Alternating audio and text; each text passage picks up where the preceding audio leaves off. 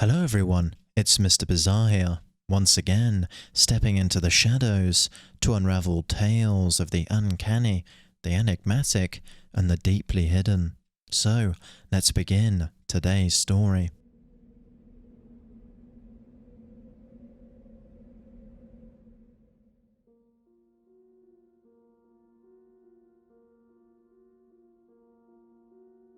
In small towns, where everyone often knows one another, communities are close-knit and few secrets can survive the communal gaze. But sometimes there's a family with a dark secret, carefully veiled from the prying eyes of neighbors and friends, hidden within the mundane rhythms of daily life. This secret grows, festering in the shadows of normalcy, unnoticed or perhaps unacknowledged by those who might have intervened. Such was the case in the quaint town of Slaughter, Louisiana, where the community thrives on closeness and a shared sense of belonging. Yet a disturbing secret lay hidden within the Fletcher household. Sheila and Clay Fletcher, respected members of this small community of just under 900 people, harbored a dark reality far removed from the outward normalcy of their lives. On the day this dark secret was unveiled, Sheila Fletcher placed a call to emergency services, her voice carrying with it unspeakable grief as she reported the death of her 36-year-old daughter, Lacy, within the walls of their family home. The arrival of police and ambulance crews at the Fletcher residence unveiled a scene that contradicted every expectation of a loving home.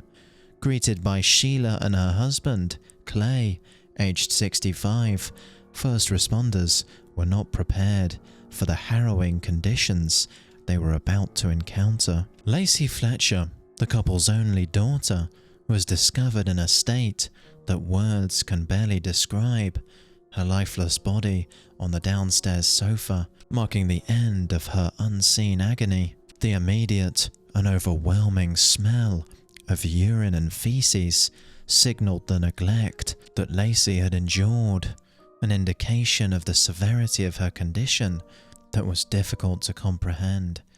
As the responders navigated through the home, they found Lacy in unimaginable conditions. She was sunken into the sofa as if she had become part of it over an extended period of neglect. Her body bore the tragic signs of her immense suffering: insect bites, sores, ulcers that penetrated to the bone, and her skin marred by large red blotches. The presence of feces smeared across her body and matted into her hair, even filling her ears, spoke of a level of neglect that was as profound as it was heart-wrenching. Maggots covered her body, further indicating the length of time she had been left in this state, with first responders noting that her body had practically fused with the sofa. Weighing only 96 pounds at the time of her death, Lacy's autopsy revealed the cause of death to be accumulation of chronic malnutrition, acute starvation, acute ulcer formation, and a bone infection that led to sepsis. These findings, coupled with the crime scene analysis, led to the horrifying realization that Lacy might have been confined to her sofa for up to 12 agonizing years, a speculation that underscores the magnitude of her suffering. It was clear that Lacey Fletcher's severe autism and possible diagnosis of a rare neurological disorder had contributed to her vulnerability, which rendered her helpless to the severe neglect that her parents exposed her to. As this tragic story begins to unfold, the initial investigation into Lacy's death raises more questions than answers. How is it possible for her life to deteriorate into such despair? And how could her prolonged suffering go unnoticed in a community where people believed they looked out for one another?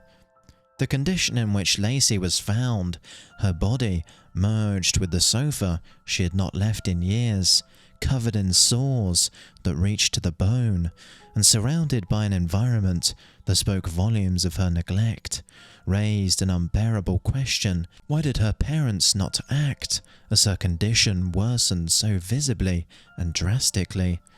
The reality of Lacy's suffering was palpable, not just in the visible signs of her physical state, but in the air itself. The home was permeated with the odours of neglect, a constant, unignorable reminder of her condition. The smell must have been unbearable for years as she sat there on the sofa, suffering, covered in her own excrement. It's challenging to conceive that Lacy remained silent throughout her ordeal. The human body and spirit, when subjected to such extremes of neglect and pain, would have expressed distress in some form, cries, complaints, or other sounds of suffering. Yet, despite the likely overwhelming stench that would make most people instantly gag, and her cries of pain, her parents simply went about their normal lives, leaving her on the sofa as if everything was fine. It cannot be understated that the fact that her parents were able to do this indicates that there was something deeply disturbed, evil and dark, buried deep within both of their souls.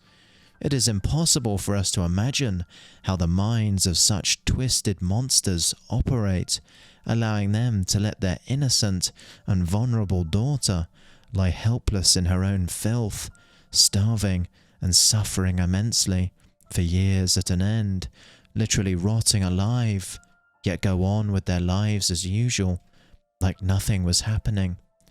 Lacy's severe autism and the limitations it imposed on her life necessitated a level of care and attention that was tragically withheld.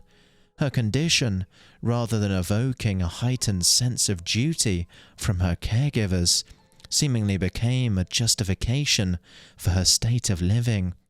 The narrative provided by her parents, that Lacy's anxiety tethered her to the living room, that she chose the couch as her permanent refuge, does little to explain or excuse the degree of her neglect. In fact, it somehow makes it even more despicable that Lacy's own parents used her vulnerability and anxiety as an excuse to neglect her to the point of extreme suffering and eventually death. The stark disparity between the life Lacy lived and the semblance of normalcy her parents maintained is jarring. While they claimed to have provided care, the environment in which Lacy existed, the state of her health, and her ultimate cause of death tell a story of profound neglect. The notion that Lacy could have been left in such a state, with her needs so glaringly unmet, while life around her continued as usual, challenges our understanding of care and compassion. The cause of Lacy's eventual death, after years of unspeakable suffering, was multifaceted, rooted in chronic malnutrition and acute starvation, compounded by acute ulcer formation that penetrated deep enough to infect the bone, ultimately leading to fatal sepsis. This grim conclusion by the medical examiner painted a picture of neglect so severe that it defies comprehension, suggesting that Lacy might have been confined to her couch for up to 12 agonizing years, enduring a level of neglect that is rare in its horror. As the details of Lacy's condition became public, the community of Slaughter, Louisiana, was left in shock. The revelation that such profound suffering had occurred in their midst, hidden behind the veneer of a normal family home, prompted a wave of grief and anger. The Fletcher household, once just another home on the street, became the center of a narrative that challenged the community's perception of itself and its ability to protect its most vulnerable members. The arrest of Sheila and Clay Fletcher on charges of second-degree murder brought the case into the legal realm, marking a new chapter in the pursuit of justice for Lacy. The couple, who had been respected members of their community, with Sheila having worked in local politics and with the law enforcement, faced the stark reality of her actions and inactions. Their claims of caring for Lacy, of attempting to manage her conditions within the confines of their home, were met with absolute skepticism in the light of the damning evidence presented. As the case progressed, it became clear that Lacy's story was one of systemic failure as much as it was of individual neglect. Questions arose about the role of healthcare providers, social services, and the broader community in preventing such tragedies. In the aftermath of Lacy's death, the legal proceedings against her parents served as a focal point for a community and a nation grappling with the implications of her suffering. The Fletcher's attorney's statement, emphasizing the family's grief and desire for privacy, stood in contrast to the public's demand for accountability and change. The sheriff's reflection on the case, as the worst he had encountered in his tenure, underscored the profound impact of Lacy's story on all who came to know it. Lacey Fletcher's tragic demise serves as a stark reminder of the imperative for compassion and action in the face of suffering. Her story, though marked by unimaginable pain, has the power to inspire change, ensuring that her suffering was not in vain and that future tragedies might be averted through collective awareness and action.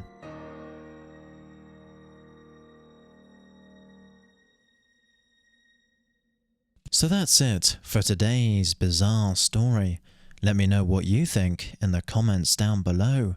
Should I continue covering real-life cases such as this? I'd appreciate your input. Thanks for watching, and I'll see you next time.